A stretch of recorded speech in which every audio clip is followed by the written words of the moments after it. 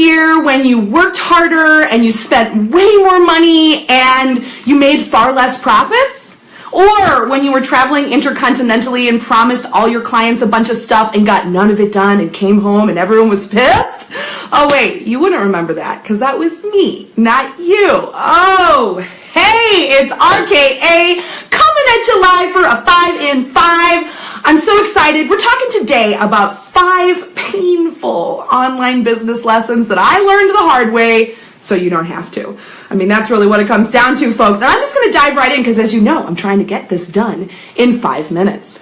So, all right, painful online business lessons that I learned the hard way, and I'm passing along to you. My number one lesson is that sales are sexy, but systems will make you successful. And I want to tell you a little story about this. There's so much focus around making sales, getting clients, building up that cash flow, getting people in the door, building, all that kind of stuff.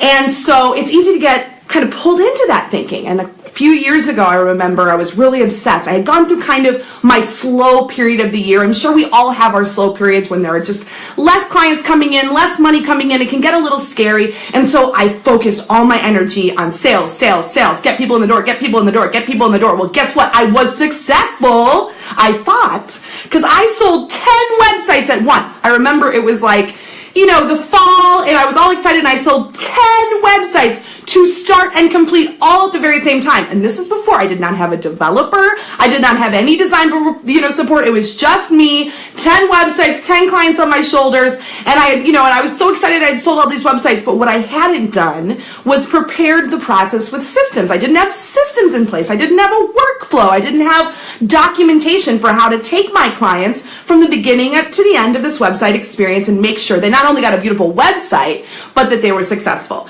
And so I focused all my energy on sales, none of my energy on systems, and guess what? I worked harder, made less money. I ended up working, I think, like so many all-nighters that year. I was staying up all night to get things done, and I was a mess. So first painful online business lesson I learned the hard way: sales are sexy, but systems will make you successful. They'll save you time, they'll save you money, they'll save you headaches. And I'm just going to leave it there because we're already at 2.5 minutes, 5 in 5. This is a challenge. The second painful online business lesson that I learned the hard way was when something goes repeatedly wrong in your business, or it repeatedly costs you a ton of money or a ton of time or a ton of headaches, you want to learn the lesson that this pain point is trying to teach you and make a policy from it and then follow that policy. Trust the policy. Trust the pain that inspired you to put that policy in place in the first place. Here's another example for you. So one of my policies that I haven't always been really super good at enforcing is I don't move into the design round of my experience until clients have submitted all their content to me. And the reason I put this policy in place is because the design part of the process motivates people to get their content done. Content is one of the number one things that holds up a process, that will extend a process, that will make a web design project take 10 times longer than it was supposed to take. And so I put that policy in place to encourage my clients to get their content done so they can move into design. But time after time, when I'm feeling a little sweet spot for a client, or I just want to get in good with them, I will break that policy and move into design a little bit early. And guess what happened? Clients didn't get me to their content. It doesn't matter how much goodwill I had built, they're still procrastinating getting me their content. And now this means I'm kind of stuck in limbo. Do I move forward with design, even though I need the content to do that? And so I've learned this lesson the hard way so many times. There are literally hundreds of examples of this where I have a pain point, I create a policy, and then I don't follow the damn thing, and it gets me into trouble. So when things go repeatedly wrong in your business, you want to make a policy, and you want to follow that policy. And remember the pain will teach us. So that's number 2. Number 3, trading services, barter trades. I mean, everybody loves a barter trade, right? You give your services, somebody else gives you their services. No money is exchanged. You can, save your precious dollars and also get great value.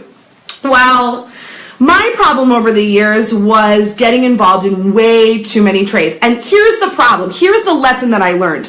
Doing trades with people for things that I don't actually want or need. It's so funny because so often we'll look at a trade, a barter trade, experience, and we'll be like, oh, great, that's free. I'm going to get that thing for free. And this is how I want to reframe that to you. You're right. Oftentimes a trade is free, and it will literally cost you nothing to ruin that relationship. Because you stack up a bunch of trades, especially for things that maybe you don't necessarily want or need, but you're trying to help out a friend, or, it sounded like a good day, it sounded like a good idea in the beginning, and then, you're in the midst of it, and it just puts pressure on relationships, it puts strain on relationships, and yeah, as I said, it will cost you nothing to ruin this relationship when you're doing a barter trade. So my lesson here is always, if you're going to be doing a trade, always do a trade for something you really, really want or need, because it might be free and it absolutely will cost you nothing to ruin that relationship. Learn that one the hard way. All right, number 4, working on the road. The painful online business lesson that I learned. It's so sexy to say you can work from anywhere, and I think I got caught up in that whole mentality, that whole culture of, I'm an online entrepreneur, I can work on the road. And so a few years ago, I was traveling across 4 continents, and I'm like, no big deal, I got this. I'm going to keep working on the road. And I made promises to all my clients. And guess how much of it I got done? Like none of it. And guess how pissed people were when I got back home? A lot. All right. This was painful. This was a painful online business lesson. Now I'm going to say what I learned from this. This particular example might not be, a general example that I would apply to everything, but I would say expect that you are going to get at least 50% less work done when you're working on the road. Yeah, you can say, I can work in Bali. I can work in a hammock. I can work anywhere. I can work on the beach. I wrote a blog about this. Yes, I'm working on the beach. No, I'm not getting anything done, and I'll put it in the comments or in the show note or in the Facebook Live notes after I'm done. But it's sexy to think you can work from anywhere, but guess what? There are just so many things that happen when you're traveling. Internet goes down, or just unstable internet. You're distracted by all the cool things going on around you. Jet lag, just the energy and the adrenaline that comes with travel that then wears you out. Expect to do at least 50% less work when you're working on the road. That was a painful online business lesson that I learned the hard way, and now I've saved the best for last. Yeah, I know we're at 7. This is going to probably be a 5 and 8 today. You know what? I'm living my life. I'm living in the moment. But I did save the best for last here, and this is all about delegation. So, delegation is great. I love it like the next person. Every time that somebody hires me to help them build a website and an online marketing strategy, they are delegating that work to me. But here's a painful story.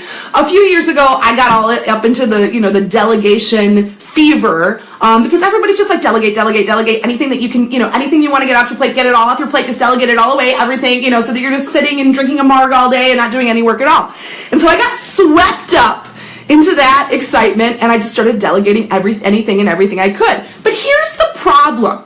I didn't have the budget to delegate to masters of their trade, right? So I had to kind of cut corners. I had to find people to delegate to that maybe were not the best in their fields, but I could afford them, right? And guess what happened? I ended up working harder. That year I worked harder, I spent more money, and I made way less. But I delegated, baby. I delegated here, I delegated there, I delegated everywhere, and it cost me. And so the takeaway here, this is a big one, is delegate only what you have mastered or what you can afford to pay someone else to master for you. So for example, if I've mastered one part of my workflow and I can train someone to do it as effectively as I could, cool, that's a great thing to delegate, and maybe I might be able to save a little bit of money there because I've already created the system myself. I'm not asking someone else to create the system for me.